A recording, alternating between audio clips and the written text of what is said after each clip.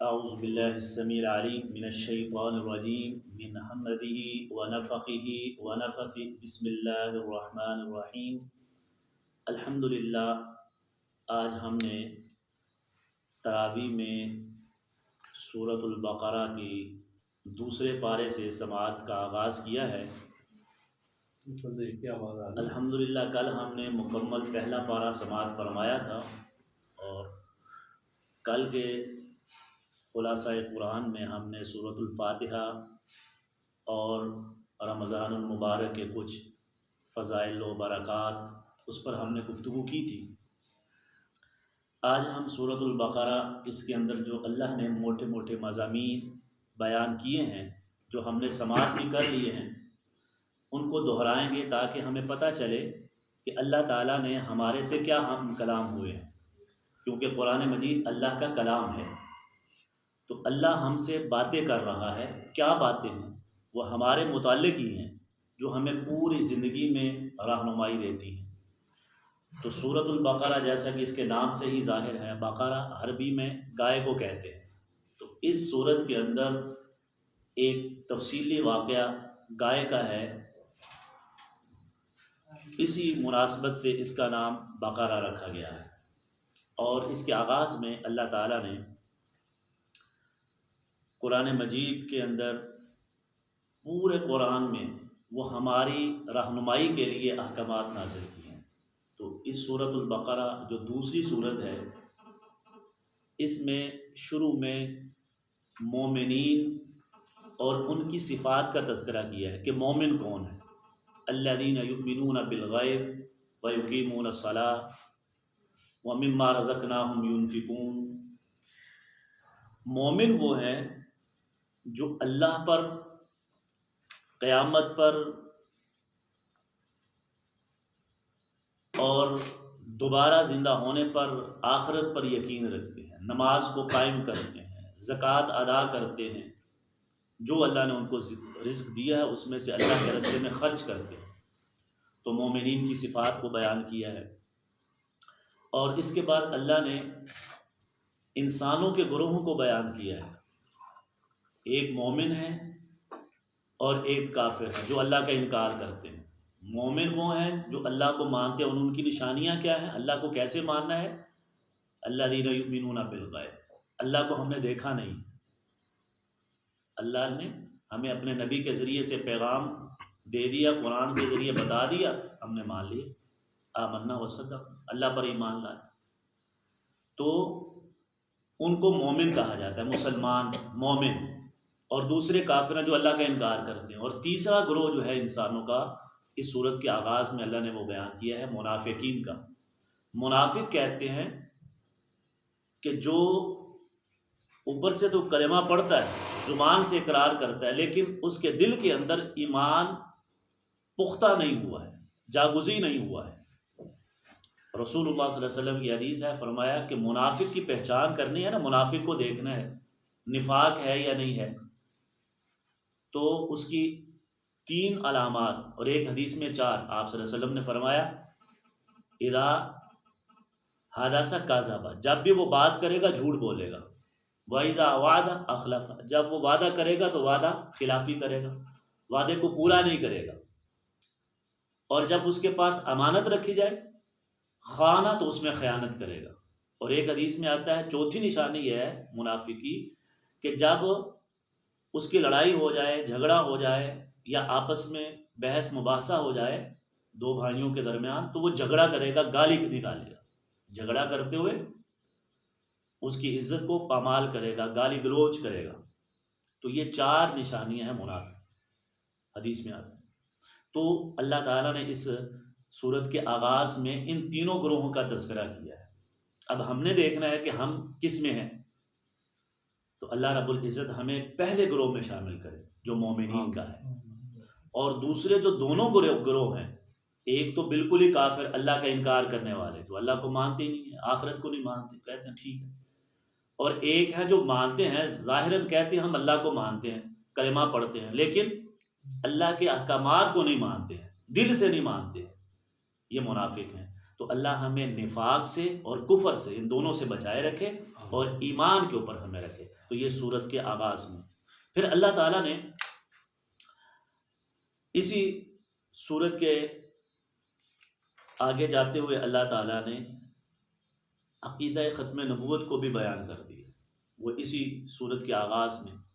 کیسے؟ والذین یؤمنون بما انزل الیک وما انزل من قبلک وبالآخرۃ هم یوقنون۔ تو اس آیت کے اندر اللہ تعالیٰ نے حضور نبی کریم صلی اللہ علیہ وسلم کو جو نبوت دے کر بھیجا ہے، جو پیغام، یہ قرآن جو اب ہم سن رہے ہیں، جو کہ اسی ماہ مقدس میں اللہ نے نازل کیا، فرمایا اس کے اوپر ایمان لانا ہے، اور اس سے پہلے جو ہیں ان پر بھی ایمان لانا ہے، اور نہ اس سے پہلے جو آیا اس کے اوپر اگر انکار کرتا ہے تو وہ مومن نہیں، اور جو اس کے اوپر بھی ایمان نہیں لاتا، دوسروں کو مانتا ہے جیسے عیسائی ہیں، یہودی ہیں، اور اس قرآن کو نہیں مانتا ہے تو وہ بھی مومن نہیں ہے، مسلمان نہیں۔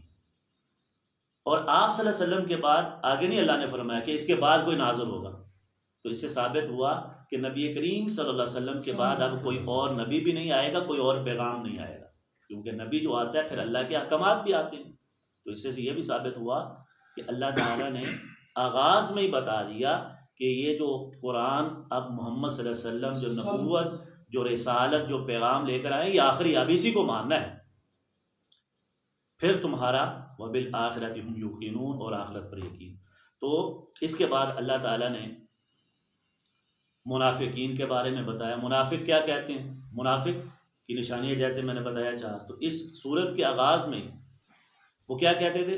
آپ صلی اللہ علیہ وسلم کے پاس آتے کہتے ہم ایمان لائے، قالوا آمنا، اور جب جاتے وَإِذَا خَلَوْا إِلَىٰ شَيَاطِينِهِمْ قَالُوا إِنَّا مَعَكُمْ إِنَّمَا نَحْنُ مُسْتَهْزِئُونَ، جب اپنے چیلوں کے پاس، اپنے دوسرے دوستوں کے پاس جو ایمان سے خارج ہیں، شیاطین، اللہ نے ان کے لیے لفظ استعمال کیا۔ اللہ کو نہ ماننے والا وہ شیطان ہے۔ دو گروہ ہیں بڑے اگر ہم کریں تو، ایک اللہ کو ماننے والے اور ایک اللہ کا انکار کرنے والے اور شیطان کو ماننے والے، ایک عباد الرحمن اور دوسرے عباد الشیاطین، وہ شیطان کے بندے، طاغوت کے بندے۔ اللہ تعالیٰ نے قرآن مجید میں واضح کہا، تو لہٰذا ہم نے ان منافقوں سے بچنا ہے، نفاق سے بچنا ہے، اس گروہ سے بچنا ہے۔ پھر اللہ تعالیٰ نے آگے جاتے ہوئے قرآن کے بارے میں فرمایا کہ تم نے قرآن کے اوپر ایمان لانا ہے اور اس کے بارے میں شک نہیں کرنا۔ شروع میں کہہ دیا ذالک الکتاب لا ریب فیہ، پھر آگے اللہ تعالیٰ فرماتا ہے وَإِن كُنتُمْ فِي رَيْبٍ مِّمَّا نَزَّلْنَا عَلَىٰ عَبْدِنَا، جو ہم نے اپنے بندے محمد صلی اللہ علیہ وسلم پر نازل کیا، اس میں اگر شک ہے تو فَأْتُوا بِسُورَةٍ مِّن مِّثْلِهِ، یہ اللہ نے چیلنج دیا ہے کہ اس قرآن جیسا نہ پہلے آیا ہے نہ اس کے بعد کوئی کتاب آ سکتی ہے۔ تو یہ بھی آپ صلی اللہ علیہ وسلم کی ختم نبوت کی بھی دلیل ہے، یہ قرآن معجزہ ہے، آج تک کوئی اس جیسا قرآن، وہی ایک آیت اللہ نے فرمایا فَأْتُوا بِسُورَةٍ، ایک صورت لے آؤ، مِن مِّثْلِهِ وَادْعُوا شُهَدَاءَکُمْ، سارے لوگوں کو بلا لو، جتنے تمہارے مددگار ہیں بلا لو، من دون اللہ، اللہ کے علاوہ۔ کیوں؟ یہ قرآن اللہ کا کلام ہے، اللہ کے علاوہ کسی جن میں، کسی فرشتے میں، کسی انسان میں، جتنی مخلوقات ہیں، کسی کے اندر یہ طاقت نہیں ہے کہ اس قرآن جیسی ایک صورت بھی بنا لائے۔ ہاں یہ اللہ کے پاس ہے، کیوں؟ یہ اللہ کا کلام ہے۔ تو لہٰذا اللہ تعالیٰ نے چیلنج دیا ہے، اللہ فرماتا ہے فَإِن لَمْ تَفْعَلُوا، تم نہیں بنا سکتے، اس جیسا قرآن نہیں لا سکتے، یہ اللہ نے خود ہی کہہ دیا اور آج تک لا بھی نہیں سکتے۔ پھر آگے اللہ تعالیٰ نے حضرت آدم علیہ السلام کا قصہ، کیوں؟ انسانیت کا آغاز کہاں سے ہوا؟ حضرت آدم علیہ السلام، بنی آدم ہمیں کہا جاتا ہے۔ تو اللہ تعالیٰ نے حضرت آدم کا قصہ بیان کیا ہے اور ان کے بارے میں فرمایا، جب ان کو اللہ نے بنایا اور کہا کہ میں اس کو زمین میں بھیجنے والا ہوں، تو فرشتوں نے کہا وَإِذْ قَالَ رَبُّكَ لِلْمَلَائِكَةِ إِنِّي جَاعِلٌ فِي الْأَرْضِ خَلِيفَةً، میں خلیفہ بنانے والا ہوں۔ اب خلیفہ سے مراد کیا ہے؟ مفسرین محدثین کہتے ہیں خلیفہ سے مراد یہ نہیں ہے جیسے ہم اپنی زبان میں ہے کہ ایک چلا جائے تو اس کے بعد دوسرا۔ اللہ کا خلیفہ یہ ہے کہ اللہ نے ان کو دنیا میں بھیجا ہے کہ ایک کے بعد دوسرا وہ اللہ کے احکامات کو نافذ کرتا ہے جو اللہ نے ان کو نظریہ وحی دی ہے، حضرت انبیاء اکرام، کیونکہ حضرت آدم نبوت عطا کی تو نبی ایک کے بعد دوسرا آ جاتا، تو اس اعتبار سے اللہ تعالیٰ نے ان کو خلیفہ کہا ہے۔ اور دوسرا معنی یہ ہے کہ یہ زمین میں جائیں گے، پہلے اللہ کی دوسری مخلوقات تھی، حضرت انسان سے پہلے اس دنیا میں آدم علیہ السلام کے آنے سے پہلے یہاں پر جنات کا بسیرا تھا۔ تو اللہ تعالیٰ فرشتوں سے کہہ رہے ہیں کہ اب میں ان کے بعد نائب بنانے والا ہوں اس کو، انسان کو، اب میں ان کو بھیجوں گا کہ جنات نے دنیا میں جا کر بہت قتل و غارت کی ہے، فتنہ فساد برپا کیا ہے، اب میں ان کو ہٹا کر ان کو خلیفہ بناؤں گا، یہ وہاں پر جا کر میرے احکامات کو نافذ کریں گے۔ یہ جنات نے تو شرارتیں شروع کر دی ہیں، فتنہ فساد برپا کر دیا ہے، غلط کاریوں پر اتر آئے ہیں، اب میں اس کو بھیجوں گا ان جنات کے پیچھے، اور یہ وہاں پر جا کر میرے احکامات کو۔ اور الحمدللہ انسان دنیا کے اندر، مومن خاص طور پر مسلمان اس دنیا کے اندر اللہ کے نظام کو قائم کرتے ہیں۔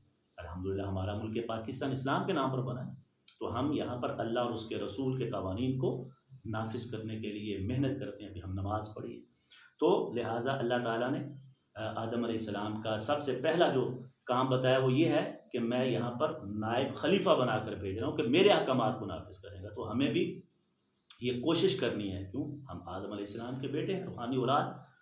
پھر اللہ تعالیٰ نے، فرشتوں نے کہا یا اللہ تو آدم کو ہی کیوں بھیجنے لگا ہے؟ وَنَحْنُ نُسَبِّحُ بِحَمْدِكَ وَنُقَدِّسُ لَكَ، کیا تم اپنی عبادت کے لیے بھیجنے لگا؟ تو عبادت کے لیے تو ہم کافی ہیں۔ اللہ نے کہا تم نہیں جانتے ہو، انی اعلم ما لا تعلم، تم نہیں جانتے، میں زیادہ جانتا ہوں، میرے پاس علم ہے۔ صرف نماز ہی نہیں، میں ان کو آزماؤں گا اور ان کے اندر خیر اور شر دونوں چیزیں رکھ کر اختیار دے کر دیکھوں گا کہ کون میرے اوپر ہے۔ فرشتوں کے اندر تو اللہ تعالیٰ نے وہ مادہ ہی نہیں رکھا نافرمانی کا، وہ تو کیا کرتے ہیں؟ اللہ تعالیٰ فرماتے ہیں قرآن میں وَيَفْعَلُونَ مَا تُؤْمَرُونَ، ان کو تو جو اللہ حکم دیتا ہے وہ کرتے ہیں۔ انسانوں کو اللہ نے اختیار دیا ہوا ہے اس دنیا کی زندگی کے اندر کہ تم جو ہے نا یہ اچھا رستہ ہے، اِنَّا هَدَيْنَاهُ السَّبِيلَ اِمَّا شَاكِرًا وَإِمَّا كَفُورًا، یہ دونوں رستے اللہ نے دکھا دیا، ہدایت کا رستہ بھی ہے، گمراہی کا رستہ بھی ہے۔ اب آپ کو اللہ نے چھوٹ دے دی ہے، کوئی اوپر نگران نہیں ہے، کوئی آپ کو نہیں روکتا ہے، فرشتے اللہ نے ساتھ رکھے ہیں لیکن کبھی فرشتے نے پکڑا نہیں۔ اللہ کہتا ہے خود دیکھو، اللہ نے عقل دی ہے، یہ سیدھا رستہ ہے، یہ اچھا ہے، یہ غلط ہے۔ اب ہم مسجد میں آئے ہیں، سب کو پتہ ہے اچھی جگہ ہے، اور بازار بری جگہ ہے، اور سامنے کھڈا ہو، مین ہال کھلا ہو، تو آپ کبھی اس کے اندر پاؤں رکھیں گے؟ نہیں۔ اللہ تعالیٰ نے انسان کو یہ عقل فہم دیا ہے۔ تو فرشتوں نے کہا یا اللہ تو کیوں بنا ہے؟ تو اللہ نے کہا میں جانتا ہوں۔ تو لہٰذا جب اللہ تعالیٰ نے بنا لیا اور کہا اب ان چیزوں کے نام بتاؤ، آدم نے بتا دیے، فرشتوں سے پوچھا، کہا میں تو نہیں پتا۔ تو اللہ نے بتایا کہ میں جانتا ہوں، تم نہیں جانتے۔ جو علم، جو فہم، جو ادراک میں نے انسان کو دے دیا، آدم کو دے دیا، تمہارے اندر نہیں۔ پھر اللہ تعالیٰ نے اسی صورت کے آگے حضرت آدم کے قصے کے بعد بنی اسرائیل کا تذکرہ کیا ہے، اور حضرت موسیٰ علیہ السلام کا تذکرہ کیا ہے جس میں گائے کو ذبح کرنا ہے۔ بنی اسرائیل جو ہے یہ اپنے آپ کو سمجھتے تھے کہ ہم اللہ کے بڑے محبوب ہیں۔ اللہ تعالیٰ نے فرمایا، یہ اپنی زبان سے، نحن احباء اللہ، ہم اللہ کے بیٹے ہیں، نحن ابناء اللہ، ہم اللہ کے بیٹے ہیں، وَأَحِبَّاؤُهُ، اور ہم اس کے محبوب ہیں۔ اللہ فرماتے ہیں میرا محبوب وہ ہے جو میرے احکامات کے اوپر رہے گا، میری تعلیمات کے اوپر کاربند رہے گا۔ تم اپنی زبان سے کہتے رہو، جیسے ہمارے ہاں آج کل بڑا ہے، ہم اللہ اور اس کے رسول، ہم تو غلامی رسول میں موت بھی قبول ہے، غلام ہیں ہم، آقا کے غلام ہیں، لیکن نماز ہم پڑھتے نہیں۔ اللہ کے نبی صلی اللہ علیہ وسلم نے کیا کہا ہے؟ میرا امتی وہ ہے، مجھے ماننے والا وہ ہے جو نماز پڑھتا ہے، روزہ ہے، حج ہے، زکوٰۃ ہے، جو میرے طریقے پر چلتا ہے، اور جو میری سنت سے ہٹ جاتا ہے وہ میرا امتی نہیں ہے۔ آپ صلی اللہ علیہ وسلم نے تو فرمایا جو نماز کو چھوڑ دیتا ہے، من ترک صلاۃ متعمدا فقد کفر، وہ مسلمان نہیں ہے۔ اور من غش فلیس منی، جو دھوکہ کرتا ہے، فراڈ کرتا ہے، ملاوٹ کرتا ہے، میرا اس کے ساتھ کوئی تعلق نہیں۔ اسی طرح یہ بنی اسرائیلی کہتے تھے کہ ہم اللہ کے بڑے برگزیدہ، اللہ فرماتے ہیں نہیں، میرے بندے وہ ہوں گے جو میرے احکامات میرے نبی صلی اللہ علیہ وسلم کے طریقے پر چلیں۔ تو لہٰذا اللہ تعالیٰ نے ان سے برات کا اظہار کیا، کیوں؟ اور ان کے اندر غلط کام کون سے آ گئے تھے، اللہ تعالیٰ نے ان کا بھی تذکرہ، وہ تعصب، ہم بڑے ہیں، ہم بہت طاقتور ہیں، ہمارا قبیلہ زیادہ ہے۔ اور دوسری ان کے اندر خرابی یہ تھی کہ وہ جادو ٹونا کرنا شروع ہو گئے، غلط کام، نقصان، جیسا کہ آگے اللہ تعالیٰ نے فرمایا ہے کہ وہ جادو سیکھتے تھے، اور جس سے ما یفرق بین المرء وزوجہ، میاں بیوی کے درمیان تفریق کر دیتے تھے، جادو ٹونے کرنا۔ تو اللہ تعالیٰ نے اس وجہ سے ان کے اوپر لعنت بھی کی ہے کہ یہ اللہ کی رحمت سے دور ہیں، جو دنیا کے اندر فتنہ اور فساد اور شیاطین والے کام کرتے ہیں۔ پھر اللہ تعالیٰ نے ان سے بنی اسرائیل کا واقعہ بیان کرتے ہوئے حضرت موسیٰ علیہ السلام اور پھر گائے کا تذکرہ کیا اللہ تعالیٰ نے کہ ایک آدمی ان کے درمیان قتل ہو گیا، پتہ نہیں چل رہا، پوچھا کس نے قتل کیا ہے، کوئی مان ہی نہیں رہا۔ تو حضرت موسیٰ علیہ السلام کے پاس آئے تو کہا، اللہ تعالیٰ سے ہم کلام ہوئے تو اللہ تعالیٰ نے کہا کہ ایک گائے کو ذبح کیا جائے اور گائے کا گوشت اس میت کے ساتھ لگایا جائے، مقتول کے ساتھ، تو یہ زندہ ہوگا اللہ کے حکم سے، تو پھر آپ کو بتا دے گا کس نے قتل کیا ہے۔ تو اب بنی اسرائیلی وہ ہیلے بہانے بڑے کرتے، تو کہنے لگے اچھا جب کام نہ کرنا ہو تو پھر بہانے بڑے ہیں۔ کسی بھائی کو ہم دعوت دیں گے نا، بھائی آؤ نماز، میرے کپڑے خراب ہیں، بس میں آیا ابھی، میں آ رہا ہوں ذرا، آپ چلیں میں آتا ہوں، بہانے کریں۔ اسی طرح یہ کیا کہنے لگے بنی اسرائیل، اچھا وہ گائے کیسی ہونی چاہیے، اس کا رنگ کیسا ہونا چاہیے، وہ جوان ہو یا بوڑھی ہو؟ تو جیسے جیسے سوال کرتے گئے مشکل ہوتی گئی، اللہ تعالیٰ نے بتایا ایسی، اب وہ ڈھونڈنے نکلے تو وہ ملے ہی نہ۔ تو لہٰذا اللہ تعالیٰ ہمیں یہ بھی بتانا چاہتے ہیں اس واقعے سے کہ اللہ جو حکم دے دے فوری اس کے اوپر عمل کر دیں، اس میں بہانے اگر بہانے کریں گے تو پھر پھنستے چلے جائیں گے۔ تو اس کے بعد اللہ تعالیٰ نے حضرت ابراہیم علیہ السلام کا تذکرہ کیا ہے، اذ قال لہ ربہ اسلم قال اسلمت لرب العالمین۔ حضرت ابراہیم علیہ السلام حضرت آدم علیہ السلام کے بعد موسیٰ اور حضرت ابراہیم علیہ السلام یہ بڑے برگزیدہ نبی اور رسول گزرے ہیں، نبی ہیں حضرت ابراہیم علیہ السلام، تو ان کا تذکرہ اللہ تعالیٰ نے کیا ہے ان کی اولاد میں۔ اسی لیے حضور نبی کریم صلی اللہ علیہ وسلم بھی حضرت ابراہیم علیہ السلام کی اولاد میں سے ہیں، حضرت اسماعیل اور اسماعیل کی لڑی میں سے۔ تو اس لیے اللہ تعالیٰ نے حضرت ابراہیم علیہ السلام کا تذکرہ بھی آغاز میں اس لیے کیا ہے۔ تو اللہ تعالیٰ نے یہاں پر ابراہیم علیہ السلام کو بڑے انعامات سے نوازا ہے، اور حضرت ابراہیم علیہ السلام وہ اللہ کے نبی ہیں جن کو اللہ تعالیٰ نے اپنا خلیل قرار دیا ہے کہ یہ میرا دوست ہے، اور سب سے زیادہ جن سے آزمائش ہوئی ہے وہ حضرت ابراہیم علیہ السلام ہے۔ اس لیے اللہ تعالیٰ نے حضور نبی کریم صلی اللہ علیہ وسلم کو یہ حکم دیا ہے کہ آپ نے ملت ابراہیمی کی پیروی کرنی، ابراہیم علیہ السلام کا جو دین اللہ تعالیٰ چلاتے آئے اور آپ صلی اللہ علیہ وسلم اسی کی پیروی کرتے ہوئے آپ کو بھی اللہ تعالیٰ نے وہی دین دیا، اور کہا کہ وہی دین ہے ملت ابیکم ابراہیم، یہ جو دین ہے ملت ابراہیمی جو اللہ تعالیٰ نے ہمیں جس کی پیروی کا حکم دیا ہے۔ قد کان لکم اسوۃ حسنۃ فی ابراہیم، اے محمد صلی اللہ علیہ وسلم آپ کے لیے نمونہ ہے، آئیڈیل ہے تو حضرت ابراہیم علیہ السلام کی زندگی۔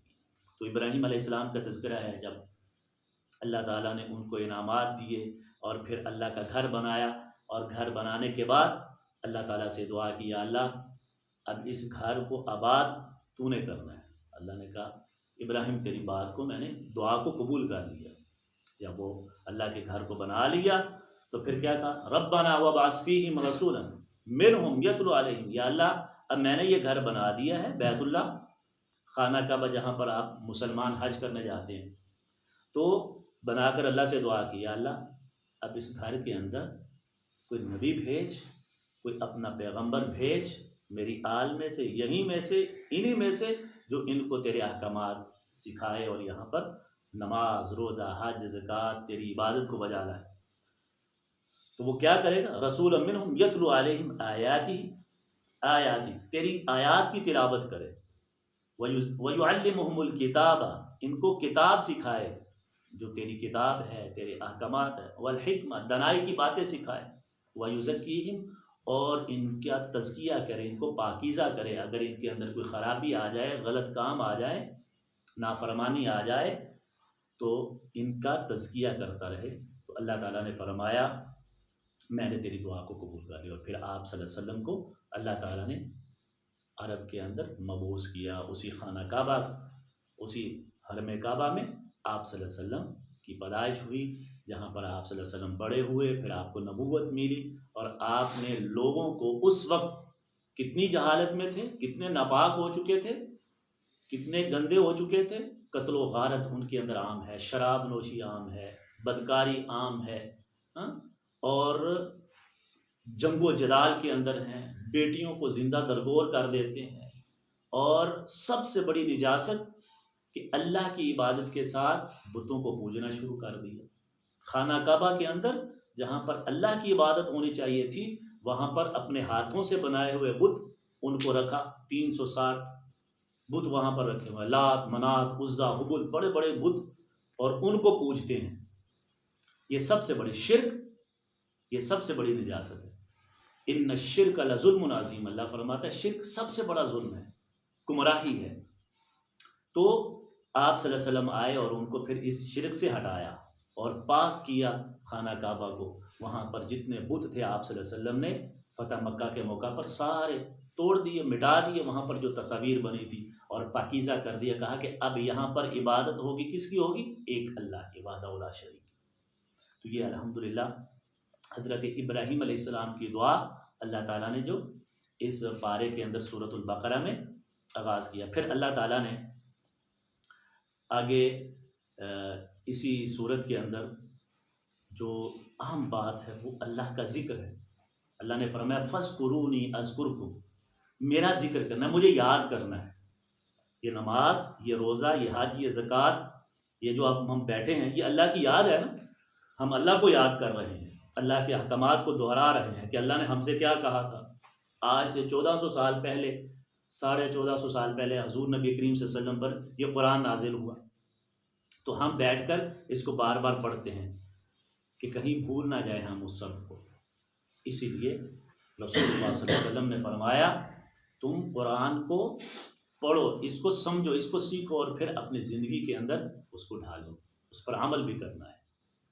اور یہ ہر سال ہم تراویح میں پڑھتے ہیں، قرآن کھولتے ہیں، یہ سنتے ہیں، جمعہ ہے، بار بار اس کو یاد دہانی کے لیے۔ تو اللہ تعالیٰ نے اس صورت کے اندر یہ بھی حکم دیا کہ میرا ذکر کرنا ہے۔ فَاذْكُرُونِي أَذْكُرْكُمْ وَاشْكُرُوا لِي وَلَا تَكْفُرُونَ، مجھے یاد کرنا ہے۔ تو لہٰذا یہ بھی ایک ذریعہ ہے، یہ جو رمضان ہے اللہ کی یاد کا ایک ذریعہ ہے۔ ہم بھول جاتے ہیں نا، نمازوں میں سستی ہو جاتی ہیں، بعض کہتے ہیں دیکھو جی مسلمان کیسے ہیں، جب رمضان آتا ہے تو مساجد میں آ جاتے ہیں، باغ میں خالی، تو انسان ہے بھول جاتا ہے، اللہ ہمیں پھر یاد کراتا ہے۔ تو جو بھولا ہوا، کہتے ہیں نا صبح کا بھولا شام کو واپس آ جائے تو اسے بھولا نہیں کہتے، کوئی بات نہیں، 11 مہینوں بعد بھی واپس آ گئے، اگر اصلاح کر لی، کیا پتہ اس رمضان کے بعد ہم سستی چھوڑ دیں۔ تو اس لیے بار بار اللہ ہمیں یہ یاد دہانی کراتا ہے۔ دن میں 5 مرتبہ اذان ہوتی ہے، تو کبھی بھی انسان کے دل کے اوپر اثر ہو جاتا ہے۔ بعض اوقات ایسا ہوتا ہے کہ انسان کسی وقت کے اندر ایسا وقت آتا ہے، وہ لمحہ آتا ہے کہ اللہ تعالیٰ اسے ہدایت کے رستے کے اوپر لگا دیتا ہے۔ تو یہ نہیں کہنا چاہیے کہ رمضان میں آ گئے، وہ بندہ پریشان ہو کر وہ کہے ٹھیک ہے جی مجھے تو تانے دیتے ہیں، میں نے آنا ہی نہیں مسجد میں۔ الحمدللہ اللہ کا شکر ادا کریں کہ اللہ نے ہمیں یہ توفیق بخش دی ہے کہ ہم رمضان میں تو آ گئے، اور اللہ سے یہ دعا کریں یا اللہ میرے سے سستی ہو جاتی ہے، مجھے معاف کر دے، آئندہ سے نہیں کروں گا، تو اللہ معاف کرنے والا ہے۔ تو لہٰذا اللہ نے ذکر کا بھی تذکرہ کیا ہے، کثرت کے ساتھ ذکر کرنا، اور ذکر کی بہت زیادہ صورتیں ہیں۔ بیٹھ کر اللہ کو سوچنا، اللہ کے بارے میں، یار میرا رب جس نے یہ کائنات بنائی، مجھے پیدا کیا، اتنی سہولیات، اتنی نعمتیں دی ہیں، وَإِن تَعُدُّوا نِعْمَةَ اللَّهِ لا تحصوها، اللہ کی اتنی نعمتیں اگر شمار کرنا چاہیں، گننا چاہیں تو گن نہیں سکتے۔ یہ بھی اللہ کی یاد ہے، سبحان اللہ، الحمدللہ، اللہ اکبر، لا الہ الا اللہ، استغفر اللہ، لا حول ولا قوة، یہ بھی ذکر ہے، یہ زبانی ذکر ہے۔ نماز، یہ بھی ذکر ہے، اقیم الصلاۃ لذکری، نماز ہم پڑھتے ہیں، یہ بھی ذکر ہے، ٹھیک ہے۔ تو ذکر آپ کا ایک ایک جسم کا حصہ وہ ذکر میں مشغول ہو۔ ذکر کا اصل معنی کیا ہے اردو میں؟ کہ یاد دہانی، یاد کرنا، اللہ کو یاد کرنا۔ کانوں کے ساتھ ذکر کیا ہے؟ کہ اچھی باتیں سنی جائیں، یہ جو ہم سن رہے ہیں کانوں کے ساتھ، یہ بھی ذکر ہے۔ دیکھ رہے ہیں اچھی چیزوں کو دیکھنا، وہ بھی ذکر ہے۔ اللہ تعالیٰ نے قرآن مجید میں فرمایا الذین یذکرون اللہ قیاما وقعودا وعلی جنوبہم ویتفکرون فی خلق السماوات والارض ربنا ما خلقت ھذا باطلا، کہ مومن وہ ہیں جو اٹھتے بیٹھتے سوتے جاگتے کروٹ لیتے ہوئے اپنے بستر کے اوپر بھی غور و فکر کرتے ہیں کائنات پر۔ یہ ساری چیزیں ذکر کے اندر آتی ہیں۔ انسان مومن سوتا ہے تو رسول اللہ صلی اللہ علیہ وسلم نے فرمایا جو باوضو ہو کر دائیں کروٹ بستر صاف کر کے لیٹتا ہے اور آیت الکرسی پڑھتا ہے، ناس فلق پڑھتا ہے اور سو جاتا ہے عشاء کی نماز کے فوری بعد، زیادہ باتیں نہیں کرتا، عشاء کی نماز پڑھی، باوضو ہو کر سو گیا، اور صبح کی فجر کی نماز اٹھ کر پڑھتا ہے، تو وہ ساری رات کیا ہے؟ ذکر میں، قیام میں اس کا گزرا ہے، اس کا سونا بھی وہ عبادت ہے۔ تو لہٰذا اللہ تعالیٰ نے یہاں پر یہ بھی کہا۔ پھر اللہ تعالیٰ نے مومنوں کے بارے میں فرمایا ہے کہ مومنوں پر اگر آزمائش آ جائے، تنگی آ جائے، کوئی مصیبت آ جائے، کوئی پریشانی آ جائے، تو مومن کیا کرتے ہیں؟ یہ نہیں ہے کہ مومن رونا پیٹنا شروع کر دے، واویلا شروع کر دے۔ انا للہ و انا الیہ راجعون کہتے ہیں۔ کیا کہتے ہیں؟ قالوا انا للہ و انا الیہ راجعون۔ تو لہٰذا ہمیں اگر کوئی مصیبت آ جائے تو پھر ہم نے کیا کہنا ہے؟ یا اللہ یہ بھی تیرا تھا، ہم بھی تیرے ہیں، تیری پاس ہی آنا ہے۔ انا للہ و انا الیہ راجعون کا معنی کیا ہے؟ انا للہ، بے شک سارا کچھ اللہ کے لیے ہے، جو کچھ بھی ہے کس کا ہے؟ اللہ کا ہے۔ وَإِنَّا، اور بے شک ہم نے، الیہ، اسی کی طرف، کس کی طرف؟ اللہ کی طرف، راجعون، لوٹ کر جانا ہے۔ جب ہم مر جاتے ہیں کہاں جاتا ہے؟ روح کہاں جاتی ہے؟ اللہ کے پاس۔ جسم بھی ہم دفنا دیتے ہیں، وہ کل قیامت کے دن اٹھ کر اللہ کے پاس جائیں گے۔ تو لہٰذا مومن جو ہے وہ صبر کرتا ہے اور آزمائش کے اوپر واویلا نہیں کرتا۔ پھر اللہ تعالیٰ نے آگے اللہ کی محبت، اس کے اندر دوسروں کو شریک کرنا، اس کے بارے میں اللہ تعالیٰ نے انسانوں کا بتایا۔ وَمِنَ النَّاسِ مَن يَتَّخِذُ مِن دُونِ اللَّهِ أَندَادًا يُحِبُّونَهُمْ كَحُبِّ اللَّهِ۔ مومنوں کی اللہ نے صفت یہ بتائی ہے کہ مومن جو ہیں وہ تو اللہ سے محبت کرتے ہیں، اور جو کافر ہیں وہ اللہ کے علاوہ دوسروں سے محبت کرتے ہیں، دنیا سے محبت کرتے ہیں، دنیا کی چیزوں کے ساتھ محبت۔ یہ کافروں کا وتیرہ ہے۔